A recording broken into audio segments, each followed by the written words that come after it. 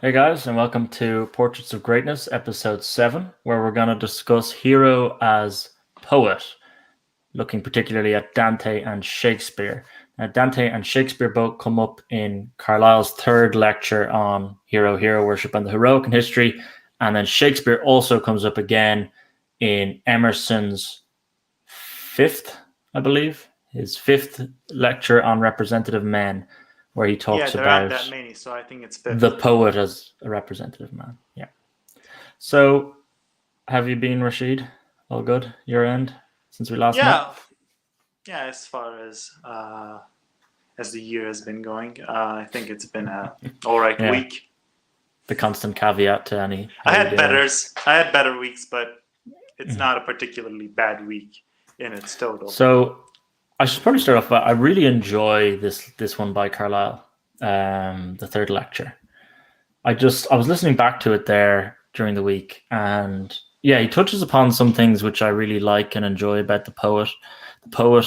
I also, I always am going through classical tradition on Gilbert Hyatt, and it's very much a literary focused classical tradition rather than like a philosophically focused one. And there is something in me which lends myself to enjoying poetry, enjoying how it can bring certain thoughts to people's minds down through the ages. And then Carlyle tapped into some of the universal truths of poetry, which I tend to agree with. As I go through my everyday life, one thing he started off with was how he finished us last time on the prophet, if you recall. So how did the going from prophet to poet's quite a juncture. You go from the world in which people even in Carlyle's time would no longer kind of would they be able to believe a prophet as a great man anymore to a poet, which was still in Carlyle's time. Yes, they would be able to do that. So it was quite a big jump. And I just wonder if you had any ideas about where we've come from in between those two lectures, because we've hit a lot of Emerson in the meantime as well. We've done Emerson Skeptic, his philosopher, and so on. What do you think about that jump and the sort of the leap into a more modern idea of the great man that Carlyle's entered to in this lecture? Yeah, Carlyle definitely makes the point that he's going into the modern territory now. We no longer have those prophets that talk to God or people who say they're God. We're now in the modern territory that we can all sympathize with. He makes that point quite clearly in the very first paragraphs in his essay. So you said that you quite like this essay, and Yeah. I can sort of understand because you've always been more partial to Carlyle in a sense, and Hmm. we have not talked about him for like 3 or 4. It's not just 3 or 4 weeks since we have week-long breaks as well, so we haven't talked about Carlyle for at least like 2 months, I think, at this point. So I can understand why this was such a refreshment for you, and it was a refreshment for me as well. Yeah. I didn't have to like jump from paragraph to paragraph and had to deal with completely opposite ideas being discussed and just sentences that seem to have a life of their own, just clashing with each other. Emerson's a kind of writer where you have to sort of read it a few times to make a coherent uh, connection between not just paragraphs, but like just sentences within paragraphs. He's the kind of writer, and I didn't quite have time to read him multiple times this week. Maybe that's why I feel like his work had less substance this time than before. But it's also because of the way he wrote about the poet too, I think. But how did I think of going back into Carlyle? I think it had some sort of an effect on me that we talked about basically Emerson, and we were on this pantheistic journey for like three episodes, Hmm. just straight. That when I went back to Carlyle, that not only I felt a little refreshed, but in some of the ideas that, since I'm more partial to Emerson out of the two of us, uh, some of the ideas that he's been bringing forth and some of the arguments that he made kind of had a more visceral reaction on me than it ever did before while I was reading Carlyle. Like, while I was reading Carlyle, if something came up like that I really don't believe or don't understand how it makes sense, I would usually go like, well, whatever, it's Carlyle. He's gonna be, He's off keep on his one. Calvinist self let's just move forward. But this time, while I was reading it, I was like, this. I'm like, I felt like putting the book down a few times because I just couldn't take some of the paragraphs, and I actually highlighted a paragraph in the book. Give me an idea here of what made you want to put it down. Okay, so I actually want to talk about it when we're going into Shakespeare, but there's a paragraph in the book that I felt like the worst of Carlyle's writing I ever came across, and it felt very pretentious. Just reading it. Okay, do you think we'll go into it when we go into Shakespeare. I actually don't have any direct. I don't have direct quotes from it, but I have it here, so I can pull up anytime you look for the direct quote that made you want to put it down. But okay, so we'll save that till we go to Shakespeare, and here's going to be the way we're going to go through it. I'll talk a little bit about where Carlyle thought we were when we entered the poetry stage as opposed to the prophet stage, and then we'll bring in Dante, who Carlyle talks about first, and then we'll bring in Shakespeare later, hopefully around the 20-25 minute mark, and then bring in Emerson when we bring in Shakespeare, because Emerson doesn't talk about Dante at all. Does he come up? I don't think so. He stays very much in an English tradition. He talks about Chaucer a little bit, but he talks about most of the other poets as it relates to Shakespeare, and they don't get mentioned more longer than like a sentence or two. Yeah, like Webster Chaucer. And all these sort of lesser Jacobean poets. God, Emerson just piles on names in this essay. Like there is a paragraph that's just names. What do you think we're going to do with this, Emerson? We're just going to memorize all of these reading list. We thought it's a reading list he gave you. Yeah. So Carlyle, it was an interesting place he started from, because he was like, okay, we now entered this idea of great man as poet, and you as my audience should know, you should be better in tune with great man as poet, because I being Carlyle, Odin and Muhammad, both of who should be quite foreign to you, both as ideas of great men in terms of prophet and God, but also in terms of figures. Hence why we talked about that earlier. Like he didn't go for Jesus, he went for Muhammad. But how do you get from that to I don't know how he would feel about Jesus. How did I feel about Muhammad? The way he went into Muhammad. How do I feel about the way he went into Muhammad? I mean, no. Are you asking me how I feel about it? No. Okay. Unless you have something strong to say. No, I mean, I don't have something strong to say. It's very clear in this chapter that, Carlyle is taking back some of the goodwill that he gave to Muhammad and Islam. But, I expect that from every single Western writer. Like, I'm surprised enough he gave as much as he did in the second essay. I'm not at all surprised that he had some stuff to take back. I love reading The Inferno and another classic called Comenius's Labyrinth of the World. And they both have some horrible things to say about Islam. But, that comes with the territory. It's very pointless to sort of think that, this is something bad because it suddenly is talking about something that within the context of his time would make sense that the author would think that. So I don't have that much of a reaction to some of the stuff that Carlyle uses. And I also take it as some of the stuff that Carlyle wants to say about religion in total, but he can't because he's living in some sort of constrained times as well. So he gets to say some of it within the context of, by the way, I'm not super into Mohammedanism, and there's some stuff that I don't like about organized religion in general, which I'll talk about within this essay with the context that I'm attacking Mohammedanism.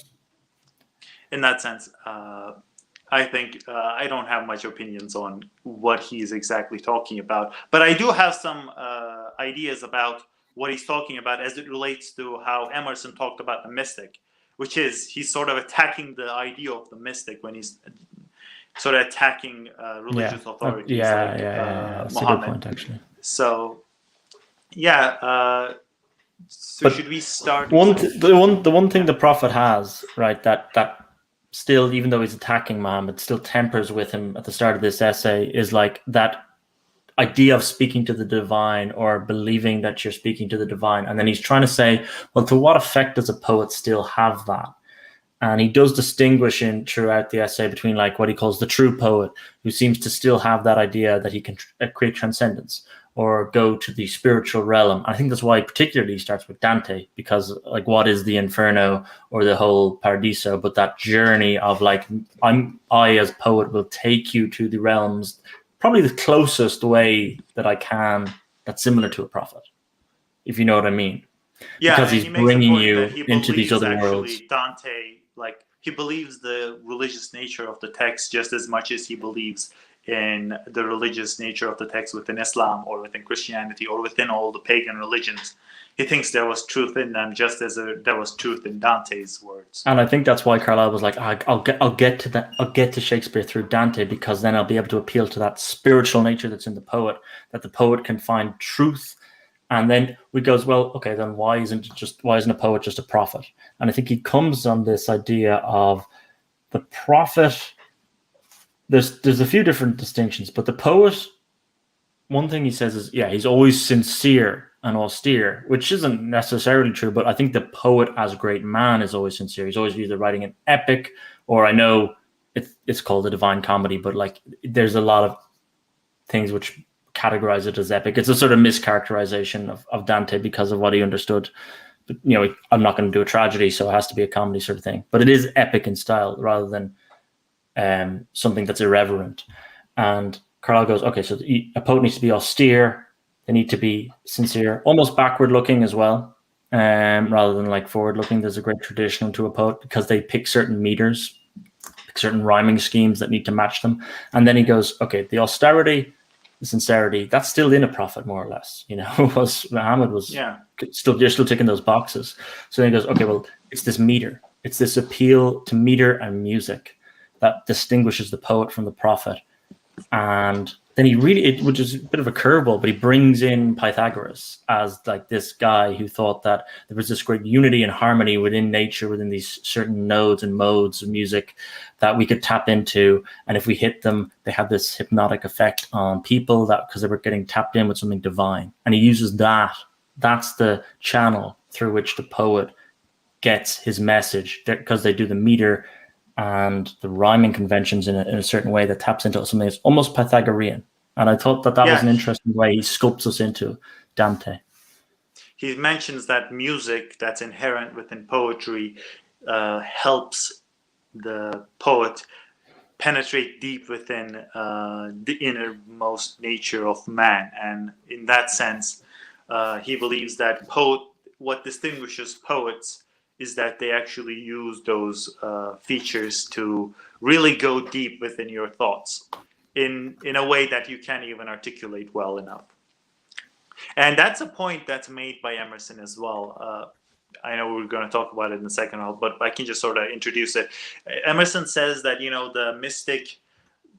Emerson, I made a joke like 2 weeks ago when we were talking about Swedenborg, that in the next essay, Emerson was going to talk about how the poet was better, or the skeptic was better than the mystic, because he was talking in a way that the mystic was the best of all of them.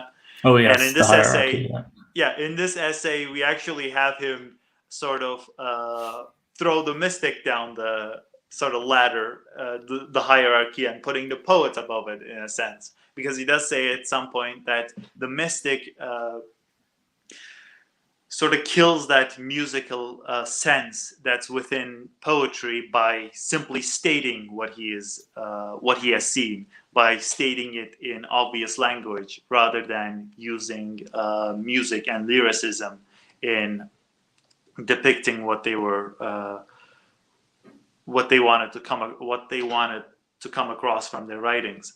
And in that sense, Emerson makes that point about what I said, was that Emerson, whenever he's talking about something, that something is the only thing in his mind, and that something is the only thing that matters in a sense. So you could see this in this essay as well. But as far as it goes to in the lyricism and the music within poetry, it's kind of interesting to think that of all allusions Dante makes to why a poet can be a great man, the biggest aspect is quite a technical thing about poetry. He actually starts out by saying, well, I think poetry is great because of the metric system. And he's like, I'm not just saying that because the way that it's built or the exact mathematical, uh, the exact order of things. I'm not saying that just because of the way it's ordered. I'm saying it because that allows it to have a sort of music within it. And that music can actually tap into deeper thoughts within a man than regular speech can. He makes this distinction right after he says that he doesn't think that means you should just start talking in a musical format. He says that while I do think that you should still keep your crappy poetry to yourself. Like he's basically telling people that within a serious setting you shouldn't be using poetry that you can use in normal language, which is sort of a contrarian idea, I think. He's telling people that there's great depth within a poet's thoughts, while also sort of putting it down as something that's only reserved to certain type of individuals who can see it in a certain sense. At least that's what came across to me while I was reading that section about. While I do like this, I think that if you can tell something in clear language, you should use so, because it's not. He also gives this distinction as well while he's talking about this. He says that a true poet like Dante can make his thoughts clear within a musical sense, but a false poet is someone unbearable to listen to. So in a sense, he's making the distinction between a true poet and a false poet, saying that if you're just giving lyricism to have lyricism within your works, or you're not particularly skilled or talented within that sector, you should not waste people's time or make something that will be disgraceful in a sense. So what did you think about the way Carlyle distinguishes between who is worthy to be a poet and who is not? I think, yeah, he mentions like you can learn the meters and you can learn. Carlyle is trying to say there's a framework which distinguishes the prophet from the poet, but there's poets who call themselves poets, but they're not like the true great poet that Carlyle is talking about, that use that framework to, they can spit out poetry like they're their own sort of machine, mm-hmm. You feed them the ingredients, they'll give you the results, but they're not the great poet and they're not worthy of mention in the great pantheon, because they don't have, you strip away that framework, they don't have the same sort of energy or message to say that a prophet would say. So Carlyle's really saying there is enough voice, there needs to be enough internal and essence voice in the poet, that even if you strip away the machinery, they'd still be a great speaker or orator or captivator of men in some sense. And I think he actually says that as like, if they did not find poetry as their outlet, these guys would have found an outlet for this voice, this great sort of, they're almost the culmination of a certain age and a certain time. And he talks about that in Dante, how Dante is the Middle Ages, Dante is Catholicism. And he was getting the voice out. He does it as poet. Why he finds that framework, I suppose it's because they needed the poet at that point. They'd had the theologians, they'd had Thomas Aquinas, and they had all the other outlets in which to express themselves, but they had not reached the great pantheon. And then what hangs over all of that is Homer, because Homer is the archetypical poet of greatness with a great voice. So every other age kind of needs to tap into that and say, well, we need a great poet. Even if we have greatness expressed in other forms, we need one as a poet. And all that energy fed into Dante as he was producing the Divine Comedy. And I think there is stuff to it, like the schemes, the rhyming schemes and the meters do tap in with the civilization that they're trying to portray. Like Dante, of course, it's Inferno, Paradiso, or Inferno, Purgatorio, Paradiso. Everything's in a triad of trying to represent the Trinity. His terza rima rhyming scheme. So then again, you can say in a Pythagorean sense, he's tapping into the natural nodes of Middle Age Catholicism by doing a terza rhyming scheme. Whereas, that doesn't suit the English language and that doesn't suit what Shakespeare's temperament later, but it does suit Dante at that time. And there was also some other stuff I thought was willing to mention in that kind of came to mind there as you were talking about certain aspects of the poet can't just speak in normal tongues. He needs to almost elevate his language. And then there was this point by Carlyle where it says Muhammad spoke to masses, and he spoke to, and prophets in general, to broaden it out, spoke to masses of men, where the poet speaks almost to a nobility or a notable class or some sort of more elite, more streamlined class than the prophet. And there is a truth in that. I mean, if you picture a poet, right, say you picture Virgil, he's in the court of Augustus. He's giving him the Aeneid, this is the court poet. But if you think of prophet, you're picturing someone like on a stone, and he's standing atop in front of masses. So there is a truth in that, I think, and that maybe that meter, that mode, that there's an elegance to poetry which doesn't necessarily have a mass appeal, but you've got that great essence, that great voice that needs to have, especially considering the time. I think it had more mass appeal than it has now, maybe, because at that time you didn't have like television and it actually probably peaked slightly before Carlyle wrote the essays, but around then, rather than like at Dante's time or at Shakespeare's time, I would say. I mean, I knew that poetry was sort of popular culture for quite a while because of the way that it could just be memorized, and you could just enjoy the rhythm and the rhymes and sort of the sense that it gives.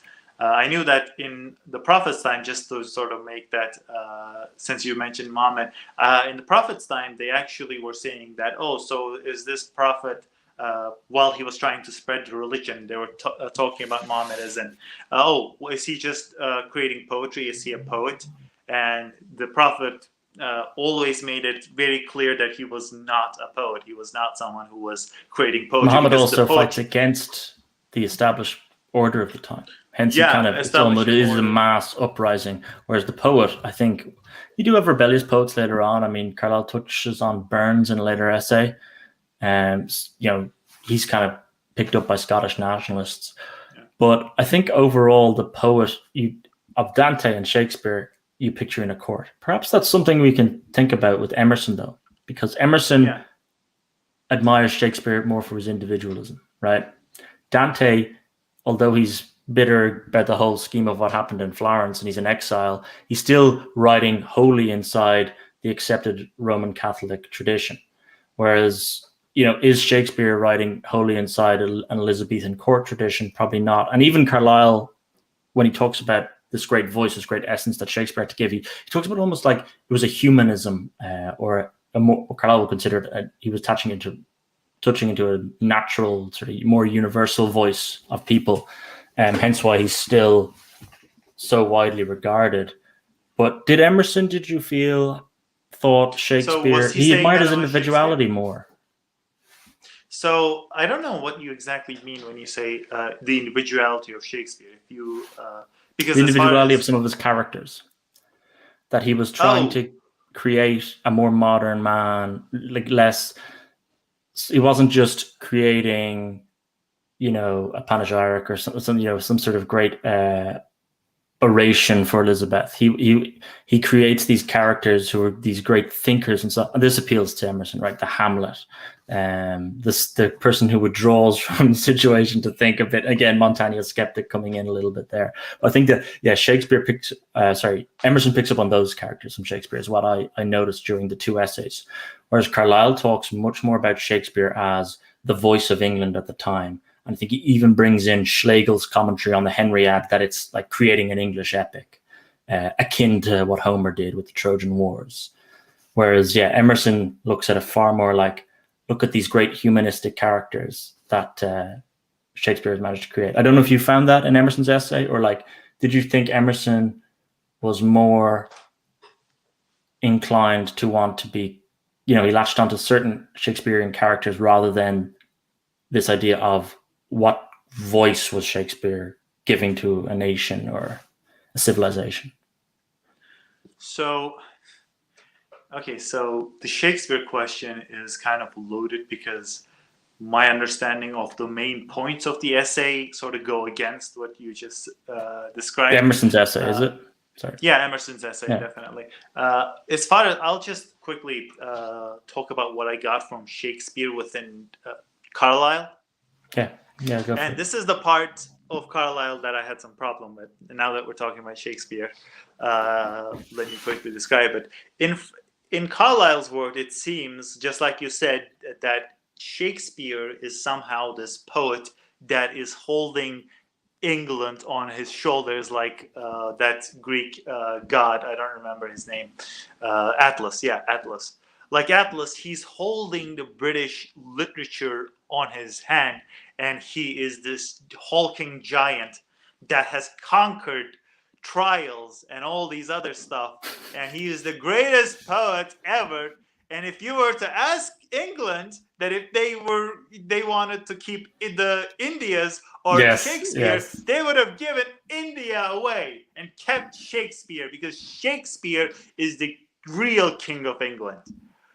And this idea that Carlyle puts forward, brilliant, and the subsequent, I love that. I mean, he literally goes up in a rant in the last paragraph while talking about Shakespeare, and that's the whole idea behind it, and how he articulates it is the part of Carlyle that made me really hate the later part of the essay.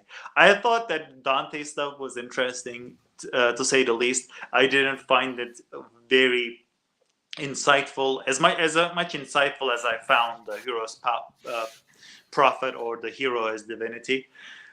But he was still talking about things as it relates to practice, and I liked that he actually talked about a technical part of the practice as to explain why he thinks poetry is great. But when he goes into Shakespeare, it's almost like Shakespeare is this hulking giant that holds English language and the English people on his hands, and through the use of his plays, he has become something even bigger than God, and he will actually outlive any prophet that you have. Let me just back him up a little bit there, because the argument comes from the Homeric shadow that's over all of Western tradition. He's like, all of these Greek buildings, they're all just disintegrated. All the material wealth of Rome, it's all evaporated, but you still have Homer, and the poet is this great laster. And he even says at one point, he thinks like, the words of Muhammad will be in the dust, and Shakespeare's poetry will still and plays are still going to live on. And that's what I think he's getting from. It's like the pagan religions and cults of Rome, the festival of Dionysus, and all of this has faded away, but the words of Homer are still known to everybody, and they're translated into all these different languages. And I think Shakespeare's going to be that for us. And that's kind of where he's coming from, that there's this a touch to the immortality with.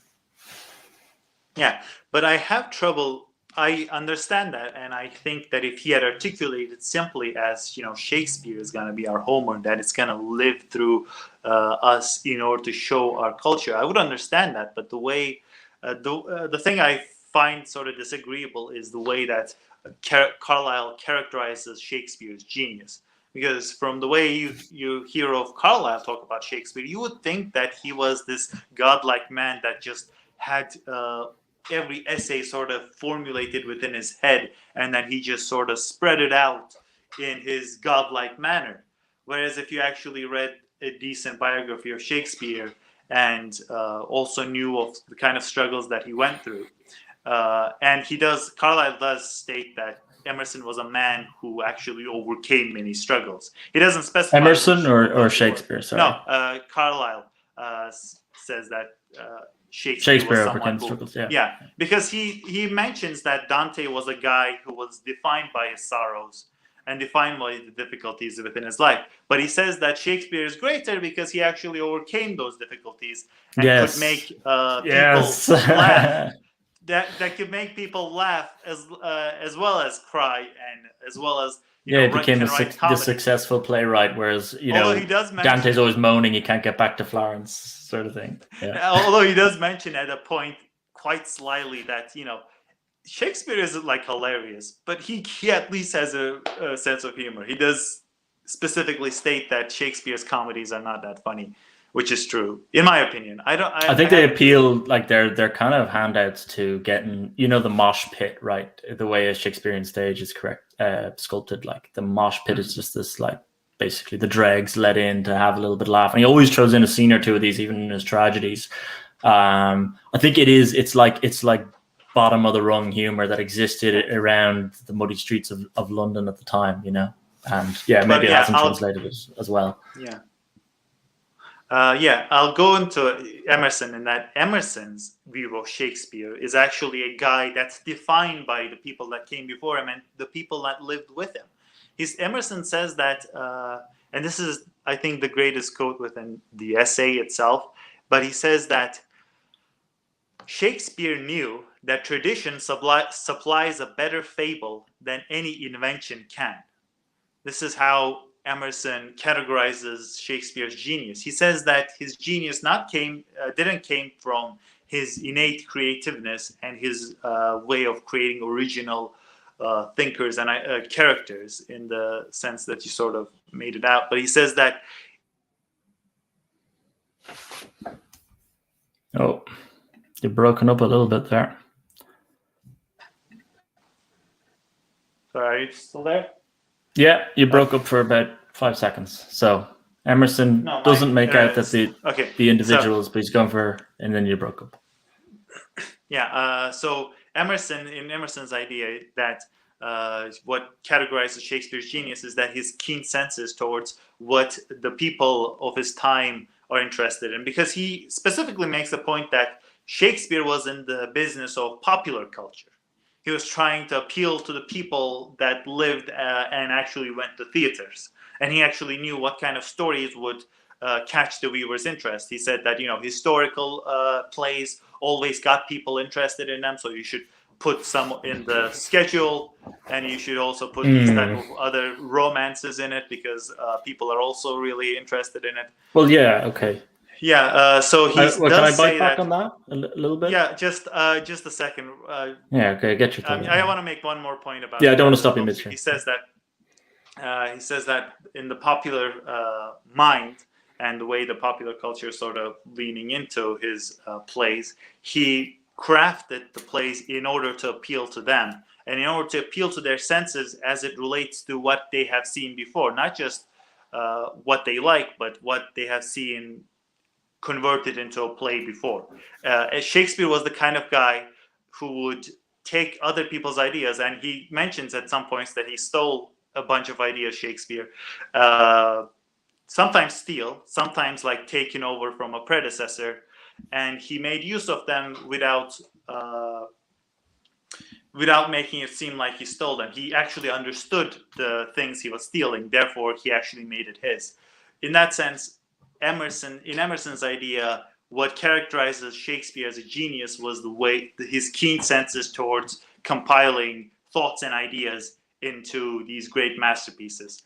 And in that sense, Carlyle's whole notion that Shakespeare was this big gargantuan force that could lift English language in his hands, it goes up against what Emerson views as Shakespeare as a genius poet.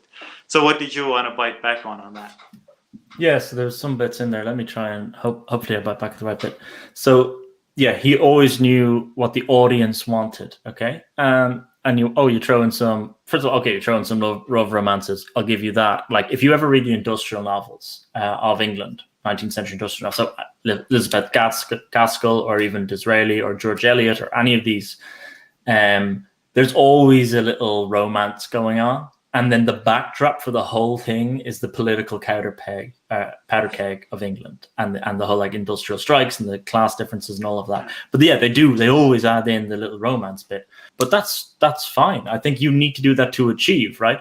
You either that or your works just get laid by the wayside. You need a little bit of traction, and then the endurance comes from what you put on top of that. And in terms of the historics, I think, yeah, the War of the Roses ones Shakespeare does right at the beginning of his career. So Henry VI, 3 parts, and Richard III are much more that everyone knows the stories of War of the Roses. I'm going to make a little play. I'm going to make Richard out to be this ridiculous over-the-top villain. They're much more, just get my name out, just get my mass appeal. When he comes back to do the Henry ad later, I think that's when you earn the reputation, and then you're less at the whims of the public. And when he comes back to do the Henry ad, there's a much more concrete idea of what he's going for as a tetralogy in that whole mission, from the decrepitude of Richard II and his disposition to then the coming of the actual King Henry V on Agincourt. Yeah. And Carlyle brings in Schlegel and the Germans commenting on this, I think Schiller as well, like why are they so obsessed with Shakespeare? And Carlyle really likes that as well, because he has great German philosophical influence, and the fact they loved Shakespeare, I think, is part of the reason why he gets so giddy about Shakespeare, because he's like, we've got something these cool Germans like. And Emerson also talks about Germans' interest in Shakespeare. He says that German literature started with Shakespeare, which is kind of callous, but I think that's true, though. I mean, the inheritance of Shakespeare on Schiller and Goethe is enormous. And Goethe would probably hopefully admit as much. But, well, apart from the Greeks, he probably also said it's Greeks. But so I think there's a difference between that. The difference between the two historicals of Shakespeare. One is him early in his career trying to learn the ropes, trying to keep his business afloat. And then later is the bit where he able to get that voice that Carlyle's talking about, this voice of England, and almost create a mythos for England akin to how Homer has already previously done. And then that was my main gripe. And the second bit was the bit about the romance. The romances, they're in everything. You know, I'm reading Mary Barton at the moment by Elizabeth Gaskell, and I'm not poo-pooing the whole thing because she herself was heavily influenced by Carlyle, actually. But I'm not poo-pooing the whole thing just because there's a titty romance going on. There is a good core class struggle, you know, going on beneath that layer. So I wouldn't begrudge him that, simply because he's like, let's add some romance here. And also, here's my I don't think Emerson does that as well. I think Emerson actually categorizes his mass appeal and the way he used popular culture to create these masterpieces as his main feature, his main calling in life, in a sense. Whereas with Carlyle, I don't think within Carlyle you would get the sense that Shakespeare even had to do many of those things that you talked about. You know, you said that he had to go for a mass appeal at first, and he had to make all these works based on other works and also based on what people would be interested in, and romances and other things. And you thought that was a decent part of the development of Shakespeare, which makes me go into the one paragraph I mentioned, which I'm going to read. I just have one thing to say before that, though. Yeah. Emerson thinks of it more like Shakespeare is one of these milieu of people who came to define a certain epoch, whereas Carlyle thinks of it as the milieu happens so that the man can emerge to define the epoch. You know what I mean? Yeah. The milieu creates the singularity of one person who defines the epoch, whereas I think Emerson just thinks of the milieu itself as being able to define the epoch. He doesn't think it needs to crystallize in this one man. Now, he names Shakespeare as the most well-known version of it, but even when he's listing off all these other names, you get the sense that Emerson much more admires the whole movement, whereas Carlyle focuses on the man. Yeah, which is actually more individualistic than what Emerson makes it out to be, interestingly. So the paragraph I was talking about perfectly explains what you just said about the individual defining culture, whereas upon the culture identifying the individual, and the individual simply being a part of the culture. This is it. Shakespeare's art is not artifice.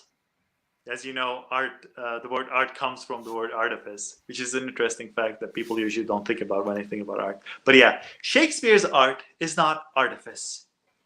The noblest worth of it is not there by plan or precontrivance. It grows up from the deeps of nature through this noble, sincere soul who is a voice of nature. Carlyle, you would have done great in a freshman art class, I think, when you're talking about your own artwork, because this sounds like that type of stuff. So in a sense, this gave me the impression that Carlyle was essentially putting forth Shakespeare as this big, gigantic, godlike genius that could actually come up with all of these things within his own godlike imagination. And I think in that sense, that sort of brings down not just the sense that, you know, the labors and all of those labors and the hardships that Shakespeare has gone through in order to get to where he is, that sort of brings down the whole idea of labor as well. We started talking about Carlyle in terms of what he viewed in this channel, at least. We started talking about Carlyle, what he views as what is labor and what should be the reward for labor.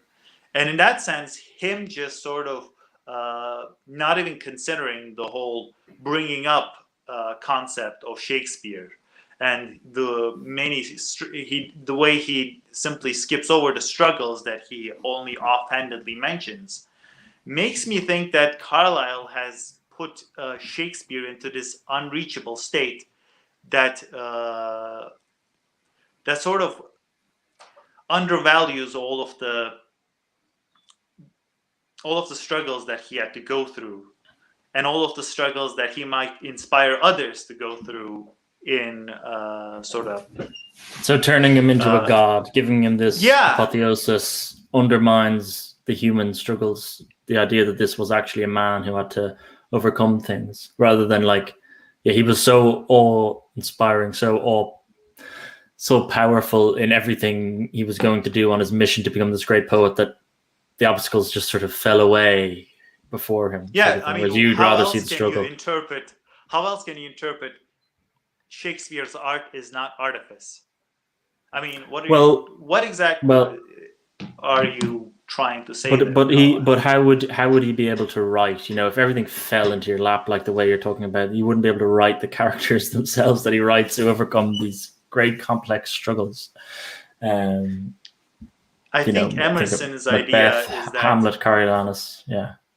Emerson's idea is more in that you cannot sort of understand how the world works until you really observe it with a keen eye, observe how the animals change shape from continent to continent in order to go through the evolution of, understanding the evolution of man. And also you cannot understand the thoughts of a culture just by depending on your own powers of invention. He actually says, the tradition is more powerful than invention. And he makes the point that, every one of us have very short lives in the end. Our lives are short. So we need, for this help to exist in creating masterpieces of our own, is absolutely essential part of the creation of art, the creation of poetry, the creation of almost everything. And he ends the essay with that thought. And he also brings the mystic in, as in saying, both Swedenborg and Shakespeare made these observations of the world. Can't believe it. Yeah. Swedenborg and Shakespeare in the same sentence. Yeah, both equally famous men, John. Yes, okay. Anyhow, so both of them made these observations of the world, and if you go through every facet of the world, both of them have something to say about it. But in the end, we still have so much to uncover. And in that sense, he has a hopeful note for the person reading it, saying that there's still so much to uncover, and it's up to us, the disciples of these people, to go up and find what a universal, more of the universal wisdom that exists all around us. And if I were to quote the paragraph, he says that it must be conceded that these are health views of health men. The world still wants its poets, its poet priest, a reconciler, who shall not trifle with Shakespeare the player, nor shall grope in graves with Swedenborg the mourner, but who shall see, speak, and act with equal inspiration, for knowledge will brighten the sunshine. Right is more beautiful than private affection, and love is compatible with universal wisdom. So in that sense, he views observation and your connection to the world as more important than your private thoughts too. So that's how he ends his essay on Shakespeare. Whereas with Carlyle, as I said, as you mentioned, in a sense rightfully, that he has signified England's thought. Yeah, so the idea is because Shakespeare's already done that, there's not much left for you to do in England as a poet. Is that that's the sort of the indirect message almost? Whereas, yes, with Emerson, there's still that progressive bent again, almost, that we're still going to push further and be greater. Whereas Carlyle's like, nah, England's like, as poetry is pretty much defined. It's done. One man encapsulated it. He's called Shakespeare. It's an interesting way to think about it. Emerson wouldn't believe in that sort of crystallization of the method because he's still thinking about this progressive track. It's like, no, we just learn from these guys. This is the whole thing he's talking about in his Representative Men series. We're just learning from these guys. They're just, well, again, you talked about Plato, he's the distiller of all of this stuff, rather than being the sort of crunch point of Greek civilization and Greek thought. But yeah, and it's interesting to think that he doesn't attack Emerson at the end. He doesn't attack Shakespeare at the end, as he's done with everyone else. He simply states that there's still there's still things there to explore, and it's still up to the people of the present to go forth and explore them. He doesn't say like, oh, unlike with Swedenborg, his ideas are dangerous, or with Plato, that he was just a coward of it because he didn't actually take his ideas all that to their obvious conclusion. In other words, he simply states that Shakespeare has thrown the ball to us. That's also interesting to think, because it sort of became a habit with Emerson that he would sort of talk in a way some ill about the person. For my final part, I'm gonna dunk on this guy, basically. Yeah. I'm gonna talk about some stuff you should be aware of, and I'm not gonna apologize. Yeah, he doesn't mind if his audience go away and pick up a Shakespeare book, where he seemed to be a little tentative if they went away and just dove into Swedenborg. I think one thing that was interesting, though, is, does Carlyle admire Shakespeare more for being able to tap into heroic hearts? And he actually calls them heroic hearts. Hamlet, Coriolanus, Macbeth. These are heroic hearts and heroic attitudes, that different aspects of heroism, like Hamlet ultimately fails in his mission, and there's a tragedy to all of these guys, but there's still an heroic heart there. Whereas for Emerson, it's just this great portrayal of different aspects of human nature. And I think more largely that's how Shakespeare is seen in the everyday, that he has all different colors of his characters are colors of human nature. Whereas I think Carlyle still would have more been like, no, it's those main characters in which he's trying to tap into the heroic heart, which I think is an interesting bit that we haven't mentioned there.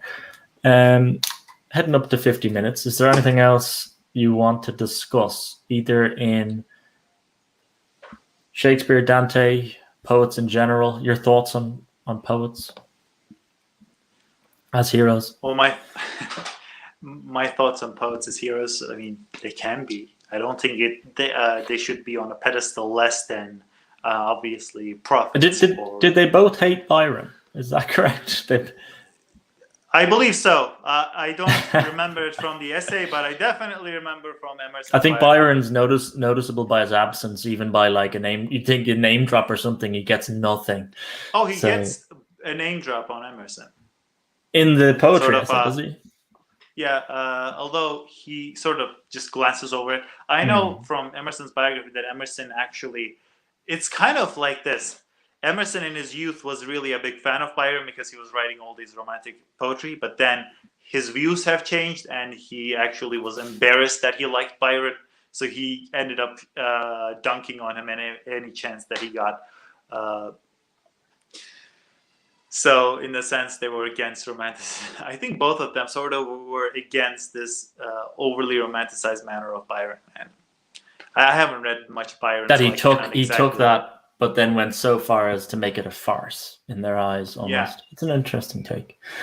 So I can end this with what Emerson gives as what separates Shakespeare from lesser playwrights and why he actually succeeded. And he actually gives why his keen observation has succeeded, whereas others have failed. And we can end the talk with that. What do you think about it? Sure, go for it. Okay. Give a man of talents a story to tell, and his partiality will presently appear. He has certain observations, opinions, topics, which have some accidental prominence. and which he disposes all to exhibit. He crams this part and starves that other part, consulting not the fitness of the thing, but his fitness and strength. But Shakespeare has no peculiarity, no importune topic, but all is duly given, no veins, no curiosities, no cow painter, no bird fancier, no mannerist is he. He has no discoverable egotism. The great he tells greatly, the small subordinately. He is wise without emphasis or assertion. He is strong as nature is strong, who lifts the land into mountain slopes without effort, and by the same rule as she floats a bubble in the air, and likes as well to do the one as the other. This makes that equality of power in farce, tragedy, narrative, and love songs a merit so incessant that each reader is incredulous of the perception of other readers. So each reader can have his own personal opinion of the personal feeling and experience of the text because of his powers of his keen observation skills. So that's a way to end this talk. I wouldn't think that Carlyle would disagree with this assessment. I would think that he would more try to highlight Shakespeare's own talent alongside it. But I think that's why I picked this to like sort of end it, because Shakespeare has that effect on his readers. So yeah, we will talk about. I believe we will talk about. Hold on. I believe we have heroes again next week. I believe we're talking about Cromwell. So we'll talk about Cromwell next week, and we both probably know so much about Cromwell already. His real hero, his controversial hero. Yeah. Okay. I don't know much about Cromwell. I'm just sort of reading it off the list we have. But we'll talk about Cromwell next week, and we'll hope to see you then. See you guys. Bye.